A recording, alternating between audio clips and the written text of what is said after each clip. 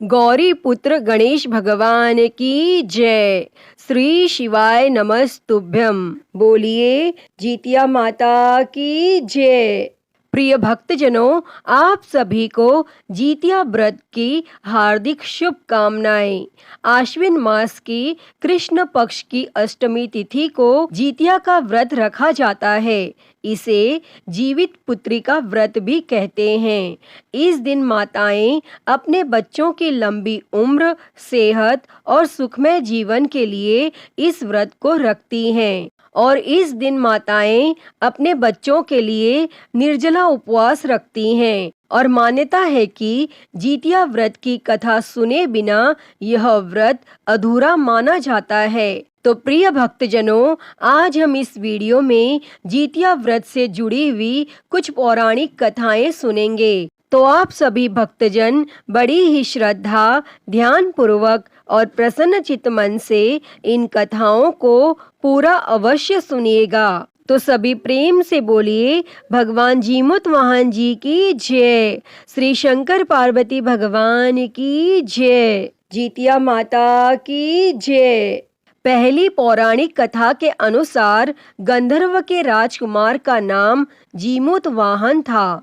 वे बड़े उदार और परोपकारी थे। जीमुत वाहन के पिता ने वृद्धा अवस्था में वानप्रस्थ आश्रम में जाते समय इनको राज्य सिंहासन पर बैठाया, किंतु इनका मन राजपाट में बिल्कुल नहीं लगता था। वह राज्य का भार अपने भाइयों पर छोड़कर स्वयं वन में पिता की सेवा करने के लिए चले गए और वहीं पर उनका मलयवती नामक राज्य कन्या से विवाह हो गया। और एक दिन जब वन में भ्रमण करते हुए जीमुत वाहन काफी आगे चले गए, तब उन्हें एक वृद्धा विलाप करती हुई दिखी और इनके पूछने पर उस वृद्धा ने रोते हुए बताया कि मैं नागवंशी स्त्री हूँ और मुझे एक ही पुत्र है। और पक्षी राज गरुड़ के समक्ष नागों ने उन्हें प्रतिदिन भक्षण के लिए एक नाग सौंपने की प्रतिज्ञा की हुई है और आज मेरे पुत्र शंखचूड़ की बलि का दिन है। तब जीमुत वाहन ने वृद्धा को आश्वस्त करते हुए यह कहा कि डरो मत, मैं तुम्हारे पुत्र के प्राणों की रक्षा करूंगा। आज उसके बदले मैं स्वयं अपने आप को उसके लाल कपड़े में ढककर वधशिला पर लेटूंगा। तब इतना कहकर जीमुत वाहन ने शंखचूड़ के हाथ से लाल कपड़ा ले लिया और वे उसे लपेटकर खुद को बलि देने के लिए चुनी हुई वधशिला पर लेट गए। तब नियत समय पर गरुड़ बड़े वेग से आए और वह लाल कपड़े में ढके जीमुत वाहन को पंजे में दबोच कर पहाड़ के शिखर पर जाकर बैठ गए और अपने चंगुल में गिरफ्तार प्राणी की आंखों में आंसू और मुंह में आह निकलता ना देखकर गरुड़ जी बड़े आश्चर्य में पड़ गए। तब उन्होंने जीमुत वाहन से उनका परिचय पूछा। तब जीमुत वाहन ने सारा किस्सा उन्हें सुनाया और तब गरुड़ जी ने उनकी बहादुरी और दूसरे के प्राण की रक्षा करने में स्वयं का बलिदान देने की हिम्मत से बहुत प्रभावित हुए। तब प्रसन्न होकर गरुड़ जी ने उनको जीवन दान दे दिया और नागों की बलि न लेने का वरदान भी दे दिया। और इस प्रकार जीमुत वाहन के अदम्य साहस से नाग जाति की रक्षा हुई और तब से पुत्र की रक्षा के लिए जीमुत वाहन की पूजा की प्रथा शुरू हो गई। और आश्विन कृष्ण अष्टमी के प्रदोष काल में पुत्रवती महिलाएं जीमुत वाहन की पूजा करती हैं और कैलाश पर्वत पर भगवान शंकर माता पार्वती को कथा सुनाते हुए कहते हैं कि आश्विन कृष्ण अष्टमी के दिन उपवास रखकर जो भी स्त्रियां साया प्रदोष काल में जीमुत वाहन की पूजा करती हैं तथा कथा को सुनती हैं और उसके बाद आचार्य को दक्षिणा देती हैं, वे पुत्रों का पूर्ण सुख प्राप्त करती हैं। और व्रत का पारण दूसरे दिन अष्टमी तिथि की समाप्ति के पश्चात किया जाता है और यह व्रत अपने नाम के अनुरूप फल देने वाला होता है। तो सभी प्रेम से बोलिए जीतिया माता की जय, भगवान जीमुत वाहन जी की जय, श्री शंकर पार्वती भगवान की जय। प्रिय भक्तजनों, आइए अब सुनते हैं जीवित पुत्रिका व्रत की दूसरी कथा। एक समय की बात है, दो बहनें थी। एक का नाम था सुखिया और दूसरी का नाम था दुखिया।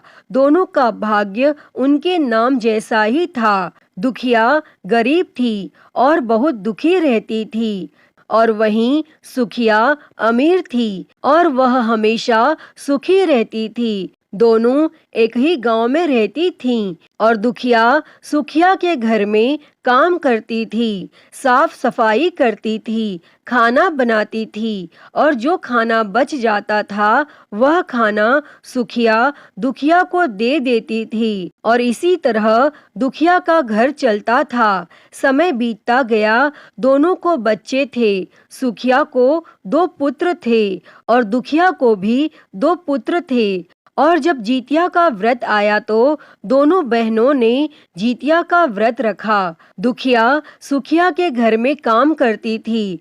व्रत के दिन दुखिया ने सुखिया के घर जो चावल फटका था, यानी जो चावल साफ किए थे, उससे जो खुर्दी निकला वह अपने लिए रख ली और साफ चावल सुखिया को दे दी। और फिर उसने साग को चुना। जो बढ़िया वाला साग था सुखिया के लिए रख दी और जो डंठल था वह अपने लिए रख दी।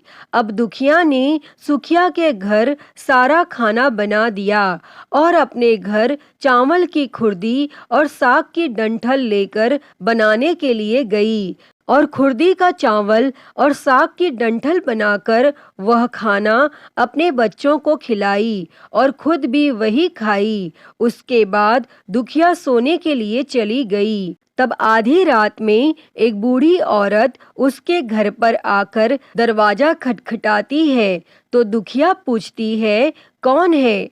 तब बुढ़िया बोली कि बेटा हम हैं। और दुखिया ने उठकर फाटक खोला और पूछती है, अम्मा आपको क्या चाहिए? इतनी रात में आप यहाँ किस लिए आई हो? तब बुढ़िया बोलती है, बेटा मुझे बहुत भूख लगी है, कुछ खाने के लिए दे दो। तब दुखिया उस बुढ़िया को घर के अंदर लेकर जाती है और कहती है, हम लोग बहुत गरीब हैं। आज मैंने खुर्दी का चावल और साग की डंठल बनाया है, क्या आप खाएंगी? तो बुढ़िया कहती है, हाँ क्यों नहीं खाऊंगी, हमें बहुत भूख लगी है, हम वही खाएंगे। तब दुखिया अंदर जाकर खुर्दी का चावल और साग की डंठल लाती है और बुढ़िया को खाने के लिए देती है। और तब बुढ़िया खाना खाने के बाद कहती है कि मुझे अच्छे से कुछ दिखाई नहीं देता, इतनी रात के अंधेरे में मैं अपने घर कैसे जाऊंगी? तो दुखिया कहती है, कोई बात नहीं, आप यहीं पर सो जाइए और सुबह अपने घर को चले जाना। तब बुढ़िया दुखिया के घर में ही सो जाती है और फिर थोड़ी देर बाद उठकर बुढ़िया बोलती है, बेटा मुझे दीर्घ शंका लगी है, कहाँ करूं? तो दुखिया कहती है, मेरे घर में शौचालय नहीं है, इसलिए आप उधर कोने में कर लीजिए। तब बुढ़िया फिर पूछती है कि बेटा भड़भड़ करें या छरछर करें? दुखिया नींद में थी तो वह कहती है, माताजी भड़बड़ कर दो, मैं सुबह साफ कर दूंगी। और फिर थोड़ी देर बाद बुढ़िया पूछती है कि बेटा मैं अपने हाथ कहाँ साफ करूं? तो दुखिया कहती है, आप मेरे सर में अपने हाथ को साफ कर लीजिए। और जब सुबह होती है तो दुखिया को यह सब सपने के जैसा लगता है कि सोते समय मुझे कोई सपना आया होगा और वह ज़्यादा कुछ नहीं सोचती और नदी में नहाने के लिए चली जाती है। जब वह नदी में नहाती है और अपने बाल धोती है तो उसके बालों से होते हुए जो पानी बहता है वह सोने का पानी होता है और आसपास की सभी महिलाएं यह देखकर चकित हो जाती हैं और कहती हैं कि तुम्हारे बालों से तो सोने का पानी गिर रहा है, क्या बात है। फिर उसे रात की सारी बात याद आती है और वह दौड़कर अपने घर की ओर भागती है, यह सोचकर कि उसका घर दीर्घ शंका से गंदा हुआ होगा। पहले उसको साफ करना होगा। और जब वह अपने घर में जाती है तो देखती है कि घर के हर कोने में ढेर सारा सोना बिखरा पड़ा है और यह सब देखकर दुखिया बहुत खुश हो जाती है और सोचती है कि जीतमान बाबा यानी जीमुत वाहन की कृपा है कि यह सब जो माता का रूप धारण करके मेरे घर आए और मुझे इतना आशीर्वाद दिया। अब दुखिया अमीर हो जाती है और सुखिया के घर जाकर काम करना बंद कर देती है और दुखिया जब अपना व्रत पूरा करती है तो अपने पुत्र से कहती है कि जाओ मौसी के घर से तराजू लेकर आओ, यह नापने के लिए कि यह सोना कितना है। और बच्चा बहुत खुशी से सुखिया मौसी के घर जाता है और तराजू मांगता है। तो सुखिया पूछती है कि तराजू पर क्या नापना है। तो बच्चा बोलता है मेरे घर में बहुत ढेर सारा सोना है और उसी को मम्मी नापेगी। तब सुखिया कहती है खाने के लिए तुम्हारे पास कुछ भी नहीं है और सोना नापोगे, मुझसे झूठ कहते हो।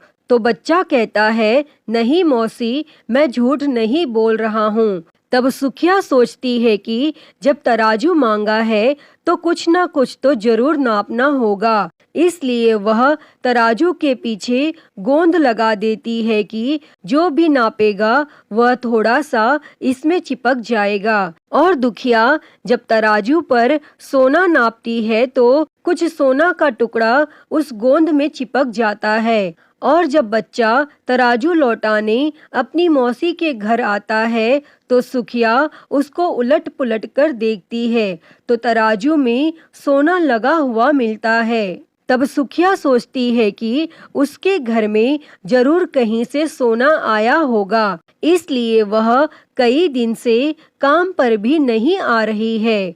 और तब सुखिया दुखिया के घर जाकर देखती है यह सोना कहाँ से आया और वह पूछती है कि तुम्हारे पास कहाँ से इतना सोना आया कि तुम तराजू मंगाई नापने के लिए। तो दुखिया उस रात की सारी कहानी अपनी बहन सुखिया को सुनाती है। दुखिया का मन एकदम सच्चा था, इसलिए वह सब कुछ बता देती है। लेकिन सुखिया के मन में लालच आने लगा कि दुखिया के पास हमसे भी ज्यादा धन आ गया और सोचती है कि अब अगले जीतिया में मैं भी खुर्दी का चावल और साग की डंठल बनाऊंगी। और फिर अगले साल जीतिया का व्रत दोनों बहनों ने रखा और सुखिया के पास हर तरह का सुख था और धन भी था। फिर भी वह जीतिया के दिन चावल फटक कर साफ चावल फेंक देती है और खुर्दी अपने पास रख लेती है और साग को तोड़कर पत्तियां फेंक देती है और डंठल अपने पास रख लेती है और उसी का साग बनाती है। इसके बाद सुखिया खा पीकर पूजा पाठ करके सोने चली जाती है। फिर आधी रात में उसके घर में भी एक बुढ़िया आती है और दरवाजा खटखटाती है तो सुखिया उसका इंतजार कर रही होती है और वह तुरंत ही दरवाजा खोलकर बुढ़िया को अपने घर के अंदर ले आती है। तब बुढ़िया बोलती है कि मुझे बहुत भूख लगी है, कुछ खाने के लिए दे दो। तो सुखिया कहती है कि मैंने खुर्दी का चावल और डंठल का साग बनाया है। तो बुढ़िया बोलती है कोई बात नहीं, मैं खाऊंगी। तो सुखिया उन्हें वह खाना खाने के लिए परोस देती है और सोने चली जाती है। तब बुढ़िया बोलती है कि मैं घर नहीं जा सकती क्योंकि मुझे दिखाई नहीं देता। तो सुखिया कहती है कि कोई बात नहीं, आप यहीं पर सो जाओ। तब थोड़ी देर बाद बुढ़िया फिर बोलती है कि मुझे दीर्घ शंका लगी है और मैं कहाँ करूं। तो सुखिया कहती है कि वहीं कोने में कर लीजिए। फिर थोड़ी देर बाद बुढ़िया पूछती है कि भड़भड़ करूं या छरछर करूं। तब इस समय सुखिया को याद नहीं आता कि दुखिया ने क्या बोला था। तो सुखिया बोलती है माँ छरछर कर दीजिए। फिर बुढ़िया पूछती है कि बेटा मैं अपने हाथ कहाँ साफ करूं।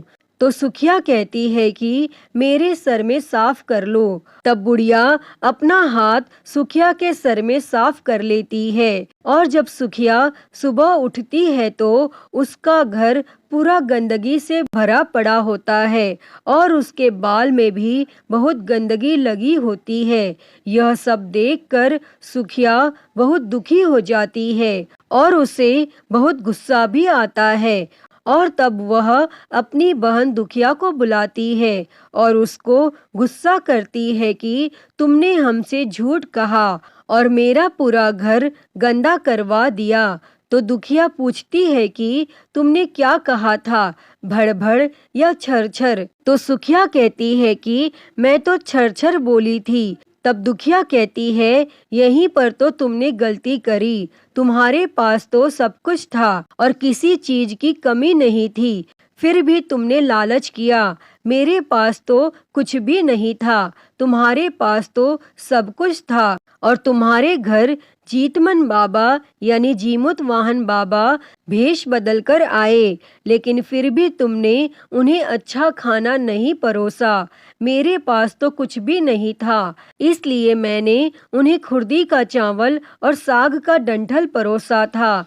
तुमने अपने घर आए भगवान का अपमान किया है। सब कुछ रहते हुए भी तुमने साग और भात खिलाया। तुम्हारे पास सब कुछ होते हुए भी तुम्हें लालच नहीं करना चाहिए, इसलिए तुम्हारे साथ बुरा हुआ। प्रिय भक्तजनों, मान्यता है कि जो भी महिलाएं जीवित पुत्रिका का व्रत रखती हैं, उनकी संतान को कभी दुख नहीं उठाना पड़ता और उनके घर में सुख समृद्धि बनी रहती है। और आज के दिन जो यह कथा सुनती और सुनाती हैं, उन्हें कभी भी अपने संतान से वियोग नहीं सहना पड़ता। तो सभी प्रेम से बोलिए भगवान जीमुत वाहन जी की जय, श्री शंकर पार्वती भगवान की जय, जीतिया माता की जय। आइए अब सुनते हैं जीतिया व्रत की एक और कथा। एक समय की बात है, नर्मदा नदी के पास एक कंचनवटी नाम का नगर था। वहाँ के राजा का नाम मलय केतु था और उसी नर्मदा नदी के पश्चिम ओर बालूहटा नाम की मरुभूमि थी, जिसमें एक विशाल पेड़ पर एक चील रहती थी और इसी पेड़ के नीचे एक सियारिन भी रहा करती थी।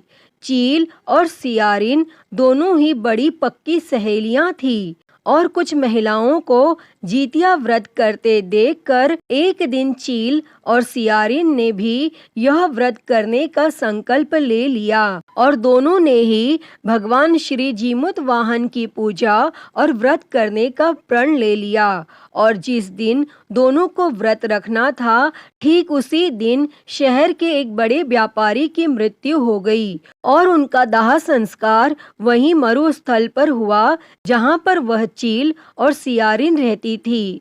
और मुर्दे को देखकर सियारिन को भूख लगी और वह खुद को रोक नहीं पाई, जिसके कारण उसका जीतिया का व्रत टूट गया और उधर चील ने संयम रखा और पूरी श्रद्धा और नियम से अपना व्रत पूरा किया और अगले दिन व्रत का पारण भी किया।